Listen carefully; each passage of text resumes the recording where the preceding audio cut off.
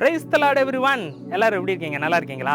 நீங்கள் கிறிஸ்துவிலும் கிறிஸ்துவானவர் உங்களுக்குள்ளே இருக்கும்போது நீங்கள் எல்லாருமே நல்லா தாங்க இருப்பீங்க. உங்ககிட்ட நான் ஒரு கேள்வி கேட்குறேன்.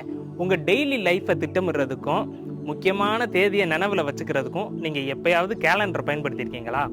ஒருவேளை அது உங்கள் பிறந்த நாளாக இருக்கலாம், இல்லை யாரையாவது சந்திக்கும் நேரமாக இருக்கலாம், அல்லது உங்கள் ஹாலிடே பிளானாக கூட இருக்கலாம். நீங்கள் அதுக்கு கேலண்டர் பயன்படுத்தியிருக்கீங்களா? நீங்கள் எல்லாத்தையுமே சரியாக திட்டமிட்டீங்க, எல்லாமே சுமூகமாக போகுது.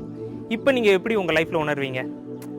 சந்தோஷமாக இருக்கும் இல்லையா? ஒரு கேலண்டர் நம்முடைய திட்டங்களை ஒழுங்கமைக்க வைக்குது, நேரத்தை நிர்வகிக்க உதவுது, முக்கியமான எதையுமே தவற விடாமல் இருக்கிறத உறுதி செய்யுது.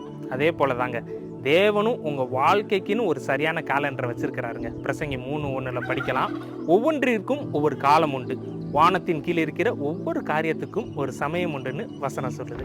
உங்கள் நாளை வழிநடத்த உங்கள் கேலண்டரை நீங்கள் நம்புறது மாதிரி உங்கள் வாழ்க்கையை வழிநடத்த உங்களுக்குள்ளே இருக்கிற உங்கள் ஆண்டவரை நீங்கள் நம்பலாங்க.